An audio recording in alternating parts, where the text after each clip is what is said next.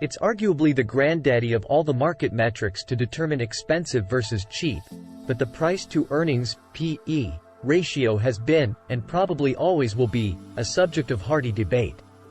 Does P/E still matter? Yes, many experts say, but it all starts with some simple math that a typical sixth grader could handle. Take one number, the current price of a stock, in this case, and divide it by another, earnings per share for a full year. Voila, there's your P/E ratio. If only it were that cut and dried.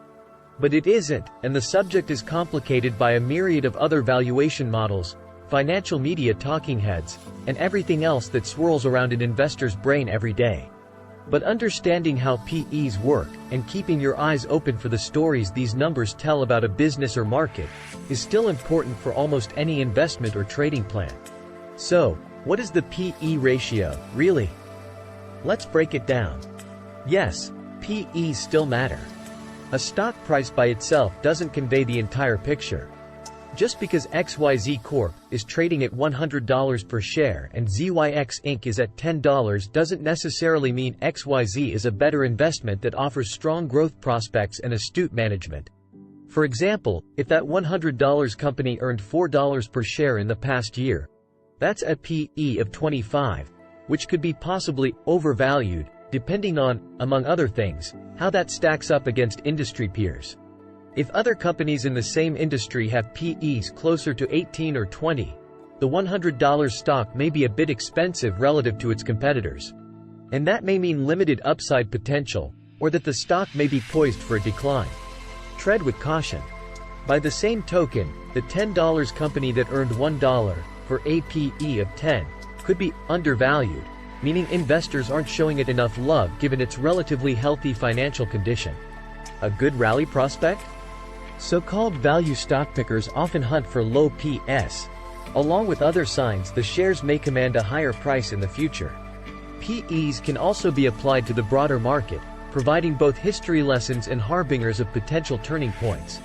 Over the past 3 years, the trailing P/E for the S&P 500 registered index averaged 16.3, according to S&P Dow Jones Indices, compared to its historical average of around 15.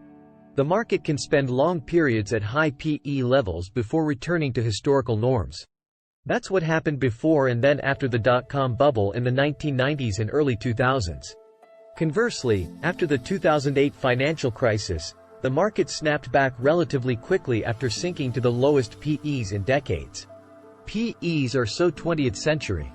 Over the past couple decades, those who would deign to diss P/Es gained ammunition as the internet revolution gained momentum, altering perceptions on what should and shouldn't be valued. Everyone was latching on to that next big thing, where eyeballs and page clicks trumped good old-fashioned revenue growth and profit margins, or so it seemed. To detractors, P/Es and other traditional valuation metrics are simply out of step with the modern digital era, failing to account for the rapid growth of many new technology companies. Does that mean these stocks are overvalued? Not necessarily. In many cases, high P/E companies are accompanied by solid earnings and revenue growth and the hope of more for years to come. Companies that are losing money don't have a P/E, by the way. Given the large number of stocks with high P/E ratios, does valuation carry much weight? P/E ratios provide an indication of a company's prevailing earnings. Even forward P/E ratios, which are merely estimates, don't necessarily say anything about a company's potential growth. Another point to note: P/E ratios don't take the cyclical nature of different industries or variations among industries into account in their calculations. Comparing the P/E ratios of an online retailer to that of an industrial manufacturing company is like comparing apples to oranges. What to do? Wherever you plant your flag in the P/E debate, there seems to be at least one common thread among many market watchers. You can't disregard these numbers altogether. Valuation still has a place. Businesses exist to generate cold, hard profits, after all, and over the long term, the markets sort out who's doing the best job at that, and who isn't. Many investors, from the professional to the individual, are still fans of monitoring P/E ratios, said Ryan Campbell, senior content producer at TD Ameritrade.